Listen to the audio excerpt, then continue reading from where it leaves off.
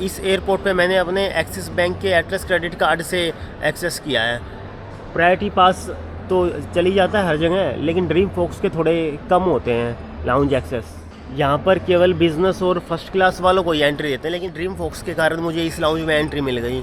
वो दूसरे वाला थोड़ा छोटा है, ये लाउंज बड़ा है और इसमें ड्रिंक्स भी है। शायद ड्रिंक्स उसमें भी हो, बियर वगैरह, लेकिन इसमें कुछ ड्रिंक्स तो कॉम्प्लीमेंट्री है और जो महंगे वाली है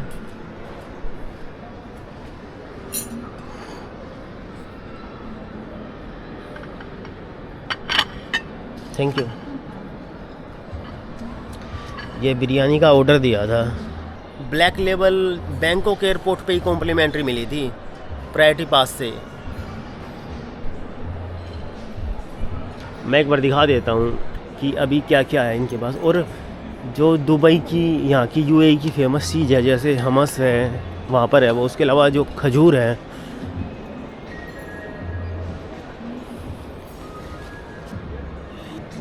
ये स्पाइसी है।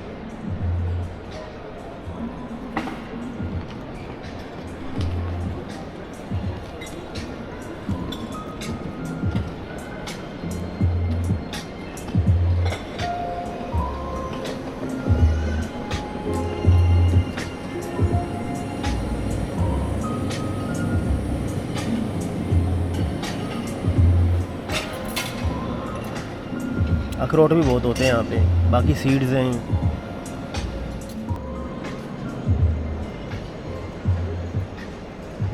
ये कॉम्प्लीमेंट्री ड्रिंक्स हैं, the famous Grey Goose, Absolut vodka, ये वाइन्स हैं। वो पीछे वाली पेड़ है, Jim Beam, Jack Daniel, Glenfiddichs, single malt whisky. तो मेरे पास जो क्रेडिट कार्ड्स हैं जिनसे लाउंज एक्सेस मिलती है, उनमें सबसे पहला तो HDFC का है, जो मेरा काफ़ी पुराना अकाउंट है, जो अपग्रेड कर करके अब रिगालिया मेरे पास चल रहा है। अब रिगालिया गोल्ड का भी ऑफ़र है, लेकिन वो पेड है 2500 रुपये, मतलब फ़र्स्ट ईयर तो फ्री है, उसके बाद उसकी एनुअल चार्ज है, जो कि मैं अपग्रेड नहीं करा रहा क्योंकि मेरे पास रिगालिया है। वैसे उसमें 6 इंटरनेशनल लाउंज एक्सेस मिलते हैं प्रायोरिटी पास से, और उसके अलावा डोमेस्टिक के लिए उसमें शायद क्राइटेरिया है। और जो गोल्ड में ये डिफरेंस है कि गोल्ड में क्राइटेरिया नहीं कि आपको इतना स्पेंड करना है, 50,000 करने हैं, क्वार्टरली इतने करने हैं, लेकिन उसकी एनुअल फ़ी है। कुछ लोगों को फ्री में भी मिला है शायद, वो तो मैं करा नहीं रहा, क्या पता वो फ्री में ही मिल जाए। उसके अलावा जो दूसरा मेरे पास कार्ड है वो 1 साल पुराना ही है, वो है एक्सिस का एटलस कार्ड, जिसकी एनुअल फ़ीस है लगभग टैक्स लगा के 6,000 के आसपास। इसमें मुझे डोमेस्टिक के मिलते हैं 8, जो बेसिक वाला प्लान है इसका। इंटरनेशनल के मिलते हैं 4। पहले के मुकाबले लाउंज एक्सेस थोड़ा सा डिफ़िकल्ट हो गया है, क्योंकि ज़्यादातर बैंक्स ने कंडीशंस लगा दी है कि क्वार्टरली 50,000 स्पेंड करने हैं, एनुअल इतना करना है। लेकिन अभी भी मैंने रिसेंटली कुछ क्रेडिट कार्ड्स बनवाए हैं जो कि लाइफ टाइम फ्री है, और जिनमें डोमेस्टिक 8 या 4 लाउंज एक्सेस है, और इंटरनेशनल एक में 1 है प्रायोरिटी पास के थ्रू, और एक में 2 है। एक इम्पोर्टेंट चीज़, इंडिया में जो इंटरनेशनल टर्मिनल है वहाँ पर भी आपको अपना प्रायोरिटी पास यूज़ नहीं करना है, क्योंकि प्रायोरिटी पास केवल इंडिया के बाहर के लिए ही है। अगर आप उसको इंडिया में यूज़ करते हैं तो आपकी मंथली क्रेडिट कार्ड स्टेटमेंट में वो बिल लग के आ जाएगा। इंडिया में इंटरनेशनल टर्मिनल पे लाउंज भी डोमेस्टिक लाउंज में ही काउंट होता है। केवल एक एक्सेप्शन है, जो HDFC का इन्फिनिया क्रेडिट कार्ड है, उसमें डोमेस्टिक और इंटरनेशनल हर जगह प्रायोरिटी पास चल जाता है, जो उस कार्ड के साथ मिलता है। खाने पीने के अलावा काफ़ी लाउंजेस में और सर्विसेज भी होती हैं, जैसे मसाज वगैरह या फिर गेम्स वगैरह भी होते हैं, या प्रायोरिटी पास से आप कुछ कैप्सूल होते हैं उनको भी यूज़ कर सकते हैं, जहाँ पे आप रात को रुक सकते हैं। तो अब आप ये सोच रहे होंगे कि ये इतना महंगा सर्विसेज फ्री में कैसे दे देते हैं बैंक, या थोड़ी सी फ़ीस पे। तो इनका बिज़नेस मॉडल ये है कि जो लाउंज है उनको तो बैंक की तरफ से मिल जाते हैं पैसे, जो भी 2-3 हज़ार, 4 हज़ार, 5 हज़ार जो फ़ी होती है। उसके अलावा बैंक अपने कस्टमर्स को बेनिफिट्स देते हैं लाउंज एक्सेस का, इसलिए कस्टमर्स ज़्यादा बनते हैं, उनके लोग क्रेडिट कार्ड बनवाते हैं। और बैंक के कमाने के काफ़ी तरीके हैं। अगर आप टाइम पे भी पेमेंट कर देते हैं, तब भी जब आप कहीं पे शॉपिंग करते हैं तो बैंक मर्चेंट से चार्ज करता है 1-2%। और अमेरिकन एक्सप्रेस का तो शायद ज़्यादा होता है 3%, इसलिए कुछ जगह अमेरिकन कार्ड एक्सेप्टेड भी नहीं होता। लेकिन वीज़ा और मास्टर कार्ड का कम होता है, 1.5-2% होता है, यूजुअली 2% ही होता है। तो बैंक मर्चेंट से चार्ज करता है, इसलिए कुछ मर्चेंट भी बोलते हैं कि कैश में पेमेंट कर दो, उनका 2% लगेगा। लेकिन अच्छी जगह पे क्रेडिट कार्ड एक्सेप्ट इसलिए कर लेते हैं क्योंकि कस्टमर सोचता है यहाँ पे क्रेडिट कार्ड चल जाएगा तो उनकी सेल बढ़ती है। तो इसमें सबका फ़ायदा है, कस्टमर का भी फ़ायदा है, बैंक का भी फ़ायदा है और लाउंज का भी फ़ायदा है। इनका बिज़नेस है, बैंक का भी बिज़नेस है, कस्टमर को बेनिफिट्स मिल रहे हैं, कस्टमर ज़्यादा शॉपिंग करेगा। और ज़्यादातर लोग जो ट्रैवल करते हैं इंटरनेशनल या डोमेस्टिक, उनके पास पैसे होते हैं, वही ट्रैवल करते हैं, तो वो बाकी जगह भी स्पेंड करेंगे, क्रेडिट कार्ड यूज़ करेंगे तो बैंक उनसे कमा लेगा। उसके अलावा ब्रांड डील से कमा लेगा। और कुछ लोग टाइम पे पेमेंट नहीं कर पाते तो उसका चार्जेस भी एनुअल 36% 40%, तो बैंक वहाँ से भी मेन इनकम तो वही है उनकी, या EMI के थ्रू। तो इसमें सबका फ़ायदा है। इंडिया में पॉपुलेशन ज़्यादा है, इसलिए इंडिया में ज़्यादा ये बेनिफिट्स मिलते हैं। तो ओवरऑल मेरे पास लगभग 13 इंटरनेशनल लाउंज एक्सेस साल के, और डोमेस्टिक तो काफ़ी है। मेरा जो क्रेडिट स्कोर है, सिबिल स्कोर, वो हमेशा 800 के पास ही रहता है क्योंकि मैं हमेशा टाइम पे पेमेंट कर देता हूँ और मेरा काफ़ी पुराना अकाउंट है। डोमेस्टिक फ़्लाइट के लिए तो 2 घंटे पहले चेक इन खुलता है और इंटरनेशनल के लिए 3 घंटे पहले। लेकिन जैसे कि मैंने बाकू में भी किया था, ऑनलाइन चेक इन कर लिया था, मेरे पास मोबाइल बोर्डिंग पास था और मुझे चेक इन कराना ही था। 10 किलो तक कैरी ऑन लगेज अलाउड था और यहाँ पर भी इन्होंने बोल दिया कि ले जाओ, इतना तो ये ऊपर रखा जाएगा, वो सीट के नीचे आ जाएगा। तो मेरे पास बोर्डिंग पास था, मैं सीधा इमिग्रेशन पे चला गया और यहाँ पे इमिग्रेशन पे भी इतनी भीड़ नहीं मिलती, तो सब कुछ स्मूथली हो गया और लाउंज में काफ़ी जल्दी पहुँच गया। 3 घंटे का टाइम होता है जो कि काफ़ी है, कुछ जगह 2 घंटे का भी होता है।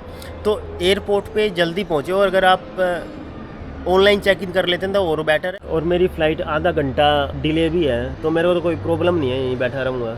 एतिहाद एयरलाइंस की फ़्लाइट है मेरी बेंगलोर की। दिल्ली की फ़्लाइट महंगी मिल रही थी इसलिए मैंने बेंगलोर की करा ली। तो बेंगलोर से मैं हम्पी जाऊँगा। हम्पी मेरी बकेट लिस्ट में था काफ़ी टाइम से मैं वहाँ पे ट्रैवल करने की सोच रहा था। काफ़ी अच्छी जगह है इंडिया में। फिर मेरी हैदराबाद से दिल्ली की फ़्लाइट है, क्योंकि बेंगलोर से दिल्ली की थोड़ी महंगी थी, हैदराबाद से सस्ती फ़्लाइट मिल जाती हैं। हैदराबाद से लगभग 3-3.5 हज़ार की मिल गई। अगर घूमते फिरते जाएं तो चीप फ़्लाइट्स मिल जाती हैं, डायरेक्ट फ़्लाइट्स एक्सपेंसिव होती हैं। हम ज़्यादा जगह ट्रैवल भी कर सकते हैं और उतने ही पैसे लगते हैं। बोर्ड पे दिखा रहा था गो टू गेट 220 बोर्डिंग, और यहाँ पे आके पता चला कि कैबिन क्रू की वेट कर रहे हैं। मैं अपनी बिरयानी वगैरह ऐसे ही छोड़ के आया, पता था मुझे, लेकिन फिर भी डर लगा रहता है कहीं छूट ना जाए। इसके अंदर भी खाना पीना देंगे ही।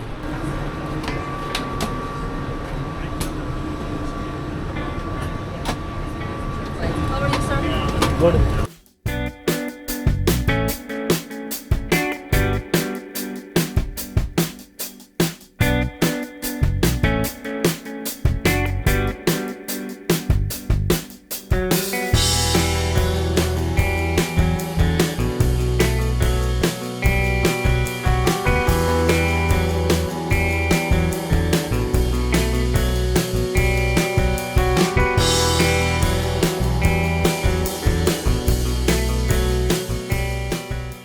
बेंगलोर पहुंच गया हूं। फ़्लाइट डिले होने के कारण कम टाइम बचा, इसलिए टैक्सी बुक कराई है। हम्पी की बस पकड़नी है बेंगलोर सिटी से, जो कि 1-1.5 घंटा लग जाता है बस से तो। और फ़्लाइट में जो एहतियात ने खाना दिया था अच्छा था। एक तो सैलड दी थी, एक खीर दी थी और एक चावल के साथ दाल, और दाल मखनी और पनीर। एक साइड में दाल मखनी थी, एक साइड में पनीर। एक छोटी सी पानी की बोतल भी दी थी और ड्रिंक भी ले सकते हैं आप। वैसे फ़्लाइट में प्रेशर होता है, इस कारण से हमारे टेस्ट बड अफेक्ट हो जाते हैं, तो खाना उतना टेस्ट लगता नहीं जितना वो ग्राउंड पे लगेगा, लेकिन फिर भी काफ़ी अच्छा था। मेरे पास ऑनलाइन बोर्डिंग पास भी था, लेकिन एयर इंडिया का काउंटर खुला हुआ था 3-4 घंटे पहले ही, तो उन्होंने प्रिंट करके दे दिया। अब लाउंज ढूंढना है। 10:30 बजे हैं, 10:40 और फ्लाइट लगभग 2:30 बजे की है। सिक्योरिटी पे भी भीड़ नहीं थी और वाटर बोतल भी निकलवाई नहीं।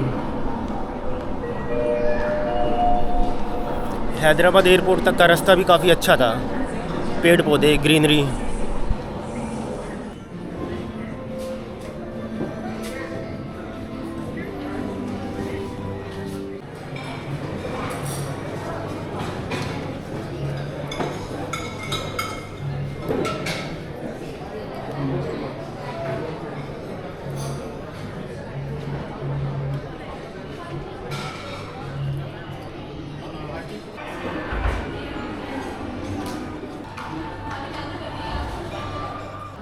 लाउंज से बाहर आ गया हूँ मैं। जैसा कि मैंने बताया था, डोमेस्टिक टर्मिनल पे अल्कोहल होती नहीं है, होती है तो पेड होता है, कॉम्प्लीमेंट्री में कुछ नहीं होता।